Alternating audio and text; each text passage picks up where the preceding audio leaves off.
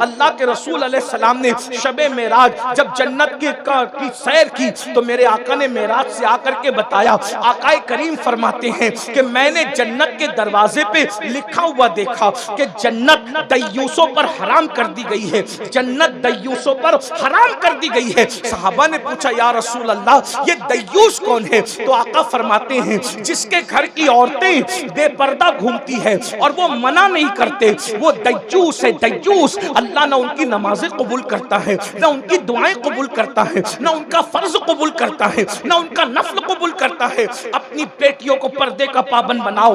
ولیمہ میں کیا چل رہا ہے، شادیوں میں کیا چل رہا ہے، بہت معذرت کے ساتھ بہت اللہ والے بنتے ہو، بہت بزرگوں کے غلام بنتے ہو، کیا ہماری بیٹیاں لپسٹک لگا کر کے شادیوں میں شریک نہیں ہو رہی ہے؟ کس مذہب نے اجازت دی ہے لپسٹک لگانے کی؟ محققین تو کہتے ہیں جو ہونٹوں پر لالی لگائی جاتی ہے اس پہ سور کی چمڑی ملی ہوئی ہے، خنزیر کی چمڑی۔ ان بہنوں کو شرم نہیں آتی؟ یہ علماء کی محفل میں بھی آتی ہے، مشائخ سے محبت بھی کرتی ہے، سیدہ فاطمہ سے محبت بھی کرتی ہے۔ ارے تمہارے ہونٹوں پر جب سور کی چمڑی تمہارے کھانے کے ساتھ منہ میں جا رہی ہے۔ اللہ کے سچے رسول صلی اللہ علیہ وآلہ وسلم ارشاد فرماتے ہیں، آقا کریم صلی اللہ علیہ وآلہ وسلم فرماتے ہیں کہ ہم اور آگے بڑھے تو ہم نے کیا دیکھا کہ اللہ اکبر، کچھ لوگ ایسے ہیں جن کے بدن سے پاخانے کی بدبو آ رہی۔ پاخانہ سمجھ گئے نا؟ جن کے بدن سے، جسم سے پاخانے کی بدبو آ رہی ہے اور وہ گندگی اور غلاظت کو منہ سے چاٹ رہے ہیں۔ ان کے بدن میں پاخانے کی گندی سڑی ہوئی بدبو ہے اور وہ غلاظت اور گندگی کو منہ سے چاٹ رہے ہیں۔ ہم نے پوچھا جبریل یہ کون ہے؟ تو جبریل امین نے کی یا رسول اللہ یہ آپ کی امت کے زانی مرد اور زانی عورتیں، یہ زنا کرتے تھے دنیا میں۔ آج زنا کو فیشن کا نام دے دیا گیا۔ آج 16 سال کے لڑکے اور لڑکیاں، آپ کے ہمارے ایسا نہیں ہوتا لیکن چونکہ تقریر پوری دنیا میں جاتی ہے تو ہم اللہ سے دعا کرتے ہیں کہ جن کانوں کو اس تقریر کی ضرورت ہے اللہ ان کانوں تک یہ پہنچا دے۔ آپ ایسے نہیں ہیں لیکن بات ہوتی ہے، حاضروں کو مخاطب کر کے غائب لوگ تک بات پہنچانا مقصود ہوتا ہے۔ اللہ سے دعا ہے کہ جن کانوں کو اس گفتگو کی ضرورت ہے اللہ ان کانوں تک پہنچا دے۔ اب زیادہ وقت نہیں، بہت مختصر میں ایک بات سب کر کے سمیٹ لوں گا۔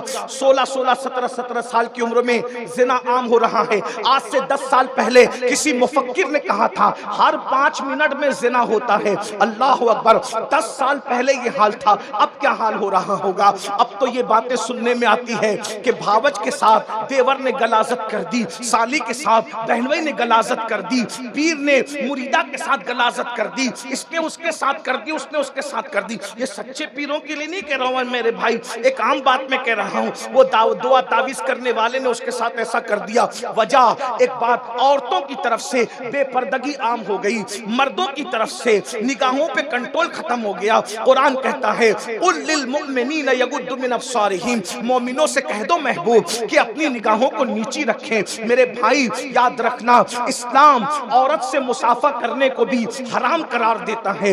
یاد رکھیے اپنی عورتوں کو پردے میں رکھنا سیکھو، اپنی بیٹیوں کو پردے میں رکھنا سیکھو۔ اگر زنا پہ کنٹرول کرنا چاہتے ہو عورتیں پردہ کریں، عزت آپ چاہتے ہو، حفاظت چاہتے ہو، عورتیں پردہ کریں۔ کس سے میرے بھائی؟ جب نبی سے پردہ کرنا فرض ہے تو اب آپ کس کے سامنے بے پردہ اپنی بیٹی کو لے جانا چاہتے ہیں؟ چچا زاد بھائی سے پردہ کرنا فرض ہے، خالہ زاد بھائی سے پردہ کرنا فرض ہے، پھپھی زاد بھائی سے پردہ کرنا فرض ہے، دیور سے پردہ کرنا فرض ہے، جیٹ سے پردہ کرنا فرض ہے۔ افسوس آج آپ لوگ پردے کے جو ہے وہ دور سے دور چلے جا رہے ہو۔ آپ کو پتا ہے اللہ کے رسول علیہ السلام نے شب معراج جب جنت کی سیر کی تو میرے آقا نے معراج سے آ کر کے بتایا، آقا کریم فرماتے ہیں کہ میں نے جنت کے دروازے پہ لکھا ہوا دیکھا کہ جنت دیوسوں پر حرام کر دی گئی ہے، جنت دیوسوں پر حرام کر دی گئی ہے۔ صحابہ نے پوچھا یا رسول اللہ یہ دیوس کون ہے؟ تو آقا فرماتے ہیں جس کے گھر کی عورتیں بے پردہ گھومتی ہے اور وہ منع نہیں کرتے، وہ دیوس ہے۔ دیوس اللہ نہ ان کی نمازیں قبول کرتا ہے، نہ ان کی دعائیں قبول کرتا ہے، نہ ان کا فرض قبول کرتا ہے، نہ ان کا نفل قبول کرتا ہے۔ اپنی بیٹیوں کو پردے کا پابند بناؤ۔ ولیمہ میں کیا چل رہا ہے، شادیوں میں کیا چل رہا ہے، بہت معذرت کے ساتھ بہت اللہ والے بنتے ہو, بہت بزرگوں کے غلام بنتے ہو, کیا ہماری بیٹیاں لپسٹک لگا کر کے شادیوں میں شریک نہیں ہو رہی ہے؟ کس مذہب نے اجازت دی ہے لپسٹک لگانے کی؟ محققین تو کہتے ہیں جو ہونٹوں پر لالی لگائی جاتی ہے اس میں سور کی چمڑی ملی ہوئی ہے, خنزیر کی چمڑی. ان بہنوں کو شرم نہیں آتی؟ یہ علماء کی محفل میں بھی آتی ہے, مشائخ سے محبت بھی کرتی ہے, سیدہ فاطمہ سے محبت بھی کرتی ہے. ارے تمہارے ہونٹوں پر جب سور کی چمڑی تمہارے کھانے کے ساتھ منہ میں جا رہی ہے, تم سور کی چربی اپنے منہ میں ڈال رہی ہو, بتاؤ تمہارے بچے نیک کیسے ہوں گے, تمہارے بچے پرہیزگار کیسے ہوں گے؟ سرخی لگا کر نکل رہی ہو. اسلام سنگھار کرنے سے منع نہیں کرتا, اسلام کہتا ہے سنگھار ضرور کرو, اپنے شوہر کے لیے کرو, گھر میں رہنے کے لیے کرو, شوہر کا دل خوش کرنے کے لیے کرو. شادیوں میں جانا کون سی بات ہے؟ میں تو آپ کو مشورہ دیتا ہوں, اگر آپ زنا پہ کنٹرول چاہتے ہیں, شادی میں ولیمے میں جانا میں حرام نہیں کہہ رہا ہوں, یہ فیصلہ تو مفتیان کرام کریں گے. احتیاطی تدابیر کوئی چیز ہوتی ہے, اپنی عورتوں کو شادی بیاہ سے روکو. کیا کہنے منع کر دو. ارے جب فتنے کے خوف سے ہم اللہ کے گھر نہیں بھیجتے اپنی عورتوں کو, فتنے کے خوف سے جب اللہ کے گھر میں نہیں بھیجتی اپنی عورتوں کو, تو فتنے کے خوف سے اگر دوسروں کے گھر سے روک لیے تو کون سی قیامت آ جائے گی؟ کیا بات ہے. نکال دو یہ سب معاملات. یہ شادی بیاہ آج کل کانٹیکٹ پیدا کرنے کے لیے سبب بنتے ہیں. کیوں؟ شادی بیاہ میں اوپن ماحول ہوتا ہے, عورتیں مردوں کا اختلاط ہوتا ہے, اور اسی میں لڑکے لڑکیوں کے رابطے ہو جاتے ہیں. میں کھل کر کے بات کرنے کا عادی ہوں, بزرگ لوگ بیٹھے ان کا لحاظ بھی کرنا ہے, لیکن آپریشن تو کرنا پڑے گا نا بھائی. اگر سب لوگ ڈریں گے جھجکیں گے تو پھر بات کیا ہوگی؟ آپ کو برا, لوگوں کو گناہ کرنے میں جب شرم نہیں ہے تو ہم گناہ سے روکنے میں کیوں شرم کرنے لگے؟ جو سچائی ہے وہ ہے. یہ شادیاں سبب بنتی ہے کانٹیکٹ جوڑنے کا. یہ شادیاں سب, ہر شادی نہیں, لیکن یہ اوپن ماحول ہم دیکھ رہے ہیں ہر شادی میں. ہم یہ ہمارے یہاں تو اور برا حال ہے, مہاراشٹر, ممبئی کے, ناسک وغیرہ کے, سورت, گجرات, یہ سب کے علاقوں میں تو دلہن کو لا کر کے اسٹیج پہ بٹھانے. آج کل پاکستانی سیریلوں کا بھوت اتنا سوار ہے کہ اس میں جو دیکھ رہے ہیں وہ کر رہے ہیں. تم نے کلمہ نبی کا پڑھا ہے کہ پاکستانی سیریلوں کا پڑھا؟ کس کے امتی ہو؟ شرم نہیں آ رہی ہے تمہیں؟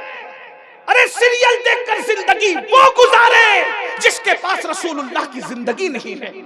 ہم سیریلوں کے محتاج نہیں ہیں, ہمارے پاس تو خدا کے محبوب کی زندگی ہے. تیری سیرت, تیری صورت زمانے سے نرالی ہے, تیری ہر ہر عطا پیارے دلیل بے مثال ہے. سبحان اللہ, سبحان اللہ. لعنت ان پاکستانی سیریلوں پر اور کوئی بھی ملک کے سیریل پر. بیٹی کو دولہا بعد میں ہاتھ لگا رہا ہے, پہلے سارے براتی اس سے مسافہ کر. یہ شادی خانہ آبادی نہیں ہے, یہ شادی خانہ بربادی ہے. جس شادی میں دلہن پہ پہلے لعنت برسے اس پہ رحمت کب برسے؟ جس کو شوہر کا ہاتھ لگنے سے پہلے ویڈیو گرافر کا ہاتھ لگے. اپنی شادیوں میں ویڈیو بنواتے ہو نا, وہ ویڈیو گرافر ادھر دیکھ ادھر دیکھ, ادھر ہاتھ کر ادھر, دولہے کا ہاتھ بعد میں لگ رہا ہے, پہلے وہ ویڈیو کیمرے والے کا ہاتھ لگ رہا ہے. ہائے ہائے کیا غیرت ہے. اور سب شوق سے, بہت معافی کے ساتھ, بہت اب تو مذہبی لوگوں کے یہاں بھی کیمرے ہیں. شرم نہیں آئی؟ شرم نہیں آئی؟ کون سے مذہبی بنتے ہو؟ با مسلمان, اللہ اللہ, با برحمن, رام رام. مذہبیت صرف داڑھی ٹوپی کا نام نہیں ہے, صرف کرتے اور جبے اور امامے کا نام نہیں. میرے آقا نے فرمایا التقوی ہاں ہونا. مذہبی ہونے کی پہچان تو اصل پہچان شادی اور میت ہی میں ہوتی ہے, ورنہ اسٹیج پر تو سبھی مذہبی بنتے, جلسوں میں تو سبھی مذہبی بنتے ہیں. اگر کسی کو چیک کرنا کہ کتنا مذہبی ہے, اس کے بیٹے کی بارات دیکھ لو. ہم کو عنوان دیتے ہو مولانا جہیز کے خلاف تقریر کرو, جلسے میں اپنی صدارت میں تقریر کرواتے ہو مولانا جہیز کے خلاف تقریر کرو, اور بیٹے کی بارات لے جاتے ہو تو پہلے خود ہی بیٹے کا سودا کرتے ہو. بتائیں کون کنٹرول کرے گا؟ بولے نہیں میری بیوی نہیں مان رہی ہے. بڑا آیا بیوی کا فرما بردار, سالن میں نمک زیادہ ہوا تو بیوی کو 3 تماچے لگا کے چپ بٹھا دیا, اور برات اور شادی کے موقع پہ بیوی کے فرما بردار بن جاتی ہو. اور میری امی نہیں مان رہی ہے, اور میری بہن نہیں مان رہی ہے, اتنے فرما بردار ہو. آج یو پی, بہار, بنگال اور بہت سارے ہمارے اس ریاستوں میں 30-30 35-35 سال کی بیٹیاں گھروں میں بیٹھی ہوئی ہے. یہ تمہاری ظالمانہ رسموں نے، جہیز کے ڈیمانڈ نے، جہیز کی مانگ نے ان بچیوں کو مرتد ہونے کے دروازے تک پہنچا دیا ہے. صرف جلسوں کے اندر درد بھری تقریر کرنے سے کنٹرول ہوگا؟ اٹھتے کیوں نہیں جہیز کے خلاف؟ مانگ کے خلاف اٹھتے کیوں نہیں؟ کیوں اپنے گھر سے شروعات نہیں کرتے؟ رسول اللہ نے دعوت کی شروعات اپنے گھر سے کی تھی. جلسے میں سب کرنا چاہتے ہیں. یہ کیوں نہیں کہتے کہ میں اپنے بیٹے کی شادی کروں گا تو ایک تار نہیں لوں گا جہیز میں؟ مانگنا تو دور کی بات، اگر سمجھی دے گا تو بھی کہوں گا میں اللہ سے چاہتا ہوں، تجھ سے نہیں چاہتا. تو نے بیٹی دی ہے، میرے لیے بہت خیر ہے. وہاں تو تمہیں سنت سمجھ میں آتی. اے مولانا جہیز سنت ہے. میں نے کہا فرض تیرے ہاتھ میں نہیں ہے. روزانہ 5 وقت فرض چھوڑ رہا ہے، وہ تیرے ہاتھ میں نہیں ہے. داڑھی کا واجب تجھے سجائی نہیں دیتا. یتیموں کے سر پہ ہاتھ پھیرنے والی سنت تجھے سجائی نہیں دیتی. پیٹ پہ پتھر باندھنے والی سنت تجھے کبھی سمجھ میں نہیں آئی. یہ جہیز کی رقم لینا ہی تجھے.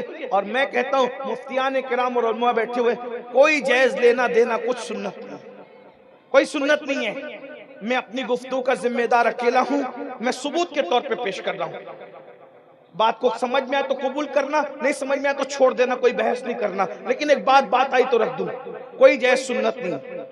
وجہ میں علماء کی توجہ چاہتا ہوں سبق سنانے. اگر صحیح کہوں تو تائید کر دینا، نہیں تو میں اپنی بات واپس لے لوں گا. لیکن یہ میرے دل کا درد ہے. کوئی جہیز سنت نہیں ہے. آپ کہیں گے کہ پھر وہ جو مولانا روم نے بیان کیا، علامہ احمد نعیمی نے بیان کیا، میں نے کہا وہ بالکل صحیح بیان کیا، بالکل صحیح بیان کیا. ہم الٹا سمجھ گئے. سن لیں، کوئی جہیز سنت نہیں. نمبر ایک آپ کہتے ہو کہ رسول اللہ نے اپنی بیٹی سیدہ فاطمہ کو جہیز دیا. آپ بور تو نہیں ہو رہے؟ اتنا سن سکتے ہیں نا. ایک عنوان اور باقی 5 منٹ اس پہ بولوں گا، پھر ختم کر دوں گا. آپ کو زیادہ تھکاؤں گا نہیں. سن لیجئے، آپ توجہ کر لیں. وہ حدیث پاک کا ایک ٹکڑا صرف رہ گیا ہے، بیچ میں یہ بات نکل آئی. درد دل کے طور پہ بہت تکلیف ہوتی ہے بھائی. ہماری بیٹیاں لاجوں میں بک رہی ہے بھائی. ہماری بیٹیاں سگنلوں پہ بھیک مانگ رہی ہے بھائی. پورے ملک میں سب سے زیادہ بچیاں یو پی کی بچیاں ارتداد کی طرف جا رہی. اور یو پی میں بھی وہ شہر، اب نام نہیں لیتا، کلیجہ منہ کو، وہ شہر جس میں علماء مشائخ کی بڑی تعداد.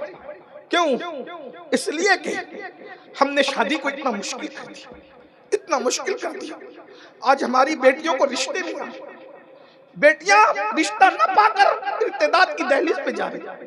ذرا سوچو، ہم کسی مردہ نبی کا کلمہ نہیں پڑھتے، ہم تو زندہ نبی کا کلمہ پڑھتے. تو زندہ ہے واللہ، تو زندہ ہے واللہ. میرے چشم عالم سے چھپ جانے والے، جب رسول اللہ کی امت کی کوئی بیٹی، حضور کی کوئی امتی بیٹی جب کسی کافر اور مشرک کے ہاتھ میں ہاتھ دے کر اپنا مذہب تبدیل کرتی ہوگی تو رسول اللہ پر قبر میں کیا گزرتی ہے؟ گنبد خضرا میں حضور کے دل پہ کیا گزرتی ہے؟ قیامت کے دن حضور تمہارا اور میرا دامن پکڑ کے کہیں گے، او ظالموں، میری امت کی بیٹیاں جہیز اور یہ لایانی رسومات کی وجہ سے فتنہ ارتداد کا شکار ہو رہی تھی. تم نے کیا کیا؟ صرف جلسوں میں درد بھری باتیں کی. جب تک کہ لین دین اور بھیک مانگنے کا سلسلہ ختم نہیں کرو گے، یہ جلسے تمہیں نہیں بخشوائیں گے. یہ میرے جذبات نہیں، یہ حقیقت ہے. رسول اللہ کا پہ کیا گنبد خضرا میں حضور کے دل پہ کیا حضور پہ بے چینی ہوتی ہوگی جب حضور کی کوئی ایک امتی بیٹی کسی مشرک کا ہاتھ پکڑ کے اس کے مذہب میں داخل. وہ بے خبر تو نہیں نا میرے بھائی. جو رسول کانٹا چبھنے پر اتنے بے چین ہو جائیں امتی کے، تو جہنم میں جانے والی مشرکہ بننے والی بیٹی پر حضور کتنا بے چین ہوتے ہوں گے. اللہ اکبر. لیکن ہم نہیں سدھریں گے. جلسے اصلاح معاشرہ کے منعقد کر کے کام نہیں بنیں گے جب تک خود نہیں بدلو گے. سن لیجئے، آپ لوگ بات کرنے لگ گئے تو کوئی بات نہیں، میں بات پوری کر لوں. آپ ناراض تو نہیں ہو رہے میری بات؟ توجہ سے سن لیں، توجہ سے سن لیں. یہ بات نہیں کرے بھائی، 5-10 منٹ کا ٹائم دے دے بس. سارا مجمع سن رہا ہے، 2-4 لوگ بات کرتے ہیں تو ڈسٹرب ہو جاتا ہے.